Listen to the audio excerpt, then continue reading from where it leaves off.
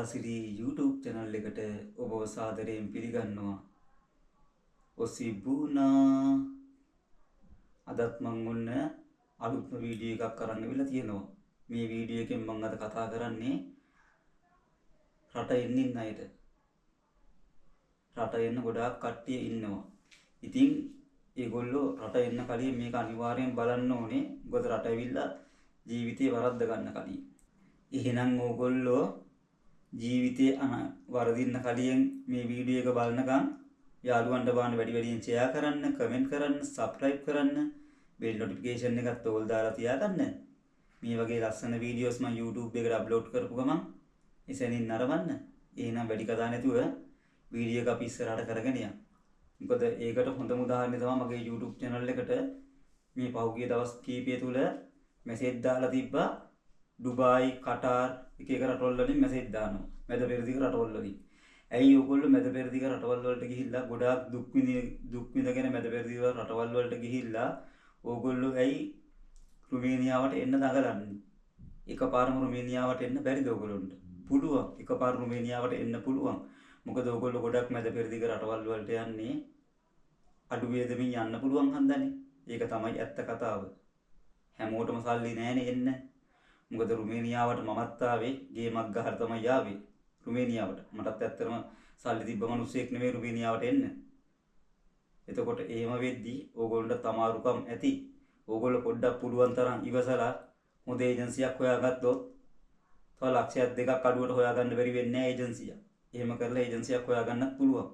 එහෙම නැත්නම් ඕගොල්ලන්ට හොඳම වැඩේ තමයි ඒජන්සියකින් අඩුම තරමේ ලක්ෂ 15ක් 18ක් අතර ගාණක් යනවා රුමේනියාවට එන්න. 13යි 15යි 18යි ඔය අතර ගාන රුමේනියාවට එන්න ඕගොල්ලන්ට වියදම යනවා. ඉතින් ඒ වෙද්දී ඕගොල්ලන්ට මම දෙන්නම් හොඳ සොලියුෂන් එකක්. ලක්ෂ 13වල් 15වල් 18වල් දෙන්න ඕගොල්ලන්ට සල්ලි නැති වෙදි නැතේ. ඒකනේ ඕගොල්ලෝ ඩුබායි, කටාර්, රෝමාන්, සෞදි ඒ වගේ රටවල් වලට ගිහලා ගොඩාක් දුක් විඳින්නේ. මොකද ඒ රටවල නීති වැඩි. රුමේනියාව වගේ නෙමේ නීති වැඩි රටවල් වල. රුමේනියාව වගේ ප්‍රශ්නයක් ඇත්තෙම නැහැ. ඉතින් එහෙම වෙද්දී මම ඕගොල්ලන්ට හොඳම සොලියුෂන් එකක් දෙන්න. මොකක්ද ඒ සොලියුෂන් එක? ඕගොල්ලන්ට එච්චර ලක්ෂ ගණන් වේදම් කරන්නේ නැත්නම් ඕගොල්ලන්ට තියෙන හොඳම වැඩේ රුමේනියාවේ ගෙන්නන කට්ටිය ඉන්නවා. ඒ වගේ හොඳ විශ්වාසවන්ත කෙනෙක් හොයලා ඒ කෙනෙක්ගේ මාර්ගෙන් ආවනම් ඕගොල්ලන්ට උපරිම ලක්ෂ 10ක් 11ක් වගේ යද්දි එන්න පුළුවන්.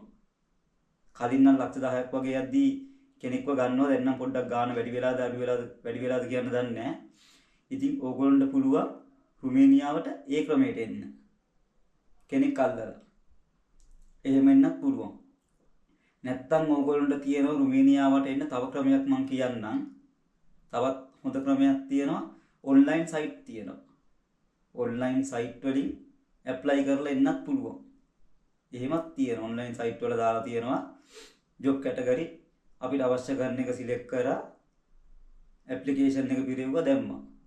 දාලා ඒ ක්‍රමයට ඕගොල්ලන්ට එන්නත් පුළුවන්. ඒතර මෙහි බොස් කෙනෙක් කරා තමයි වැට් ටික වෙන්නේ. එතකොට එහෙම තමයි මේ බොස්ලා ගන්නෙ. ඉතින් ඒව පුළුවන් ඕගොල්ලන්ට Google එකේ සර්ච් කරලා බලන්න.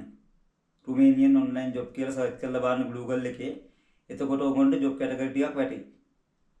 එතකොට ඒ වලට ඕගොල්ලන්ට පුළුවන් ඕගොල්ලොන්ගේ තියෙන මොකක් හරි බයෝඩේටා එකක් තියෙනවා නම් ඕගොල්ලෝ ලංකාවේ කරන ජොබ් එක හිතන්නකෝ උදාහරණයකට ගන්නකෝ ඕගොල්ලෝ ලංකාවේ කරන්නේ වැල්ඩින් කියලා.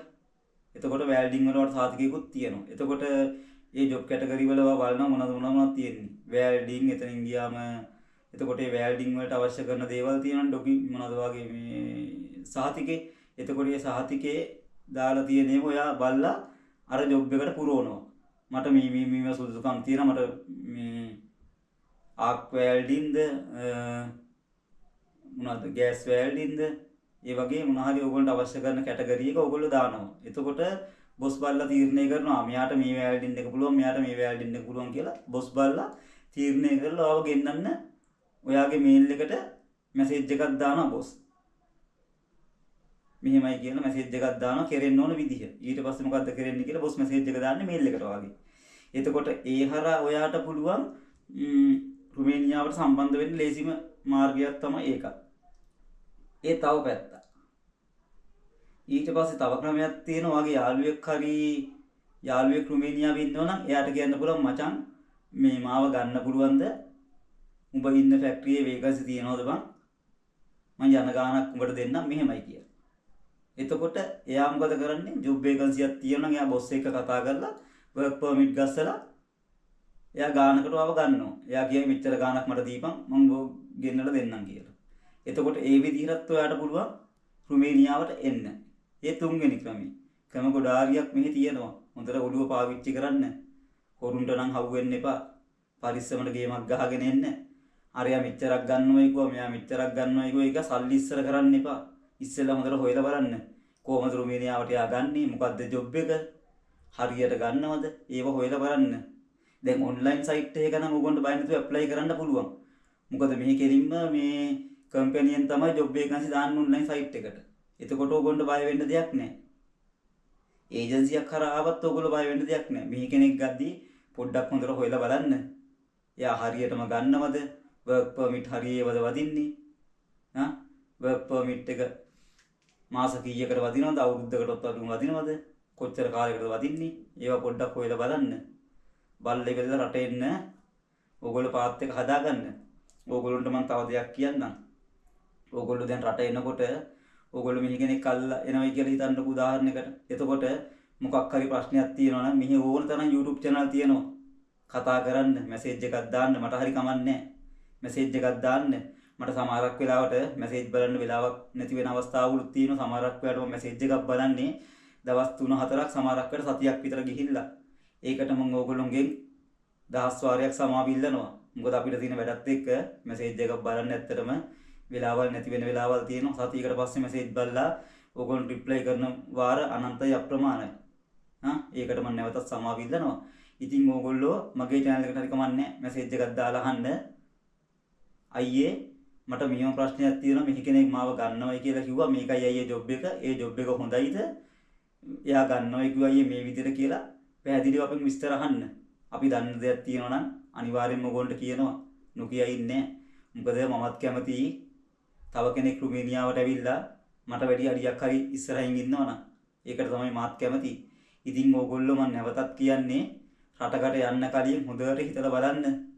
මේ වගේ රටකට ගිහිල්ලා දුක් විඳිනවද? නැත්තම් මේ ප්‍රශ්නයක් නැතුව පාඩුවේ වැඩ කරන් ඉන්න පුළුවන් රුමේනියාවට ඇවිල්ලා පාඩුවේ වැඩ ටික කරන් ඉන්නවද කියලා. මොකද රුමේනියාව කියන්නේ ඇත්තටම හොඳ රටක්. මේ රටේ මිනිස්සු ඇත්තටම හරි හොඳයි. වචනයක් වැරදුනත් මුකුත් කියන්නේ ඒ වචනේ හරි ගස්සලා දෙනවා මෙහි මිනිස්සු. මෙහි ගොඩාක් ෆැක්ටරිස් තියෙනවා. පැය 8යි 10යි ඔහොම වැඩ කරන්න පුළුවන් ෆැක්ටරිස් තියෙනවා. ඉතින් මොකටද අපි අරාබි වගේ රටකට ගිහිල්ලා ගොඩාක් දුක් විඳින්නේ? මොකද එහෙ නීතිත් හදයි. ඒ වගේ රටවල් වල නීති හද වෙද්දී මොකටද අපි ඒ වගේ රටවල් වලට යන්නේ? ඕගොල්ලෝ තව වයස තියෙනවා නම් අඩු වයසින් ඕගොල්ලෝ රටකට යන්න බලාපොරොත්තු වෙමින් ඉන්න නංගි කෙනෙක් හරි මල්ලි කෙනෙක් හරි නම් ඇයි ඕගොල්ලෝ බොරුවට ගිහලා දුක් විඳින්නේ? ඒ වගේ රටවල් වලට ගිහලා දුක් විඳින්න එපා. තව පොඩ්ඩක් ඉවසලා තව කීයක් හරි හොයාගෙන දෙන්න පාත් එක හදාගන්න. බැරි වෙන්නේ නැහැ. ඕගොල්ලන්ට පුළුවන්. අපි ඔක්කොම මිනිස්සුනේ. උදව්වක් ඉල්ලන්න දෙන්න පුළුවන් කෙනෙක් ඉන්නවා නම් දෙයි උදව්වක්. මම මේ වීඩියෝ එකේ මම මෙහෙමත් දැම්ම කියන්නම්. මම වැඩ කරන්නේ ඇත්තටම රෙස්ටුරන්ට් එකක. ඔයගොල්ලෝ දැන්ටත් දන්නවා ඇති. මම කියලාත් ඇති මගේ මේ වීඩියෝ එකක් මම දාලාත් ඇති මම වැඩ කරන රෙස්ටුරන්ට් එක ගැන. ඉතින් ඕගොල්ලෝ මම මේකත් දැන් මෙහෙම කියන්නම්. දැන් ඕගොල්ලෝ මම ඉස්සෙල්ලා කිව්වනේ උදව්වක් අපෙන් ඉල්ලන්න වේකන්සියක් තියෙනවා නම් දාලා දෙයි කියලා. ඉතින් ඇත්තම කිව්වොත් මම වැඩ කරන රෙස්ටුරන්ට් එකේ නම් වේකන්සි නැහැ. ඒකේ සිංහල කෙනෙකුට වැඩ කරන්නේ මං විතරයි. අනිත් ඔක්කොම රුමේනියන් කට්ටිය වැඩ කරන්නේ. අනික මේක පොඩි රෙස්ටුරන්ට් එකක්. ගොඩක් ලොකු එකක් නෙමෙයි. ළමයි 25ක් විතර මේ වැඩ කරන පොඩි රෙස්ටුරන්ට් එකක් තියෙන්නේ. මහා ලොකු ගොඩාක් වැඩ කරන්නේ. පුටු 100ක් 130ක් වගේ තමයි දාන්න පුළුවන් දාලා මේ දුවන්නේ. ඉතින් එහෙම වෙද්දී අපේ කියනනම් ඇත්තටම වේකන්සි දැන්ට නැහැ. වේකන්සියක් තිබ්බොත් මම නොකිය ඉන්නෙත් නැහැ. අනිවාර්යෙන් වේකන්සියක් තිබ්බොත් මම YouTube එකේ දානවා. වේකන්සියක් තියෙනවා.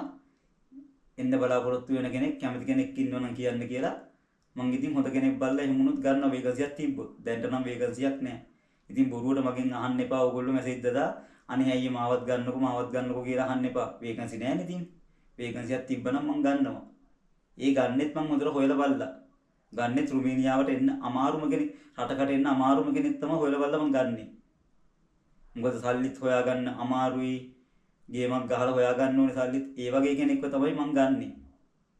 මොකද අඩු ගානකට මෙහෙන් අපි ගෙන්නද්දී ඒ වගේ කෙනෙක් දුප්පත්ම බල්ලා සල්ලි හොයාගන්න අමාරු කෙනෙක් බල්ලා තමයි මං ගෙන්නුවොත් ගෙන්නන්නේ. බලමු ඉස්සරහට වේකන්සියක් ආවොත් මං අනිවාර්යයෙන්ම V1කට වීඩියෝ එකක් මං කරනවා ඔයගොල්ලන්ට.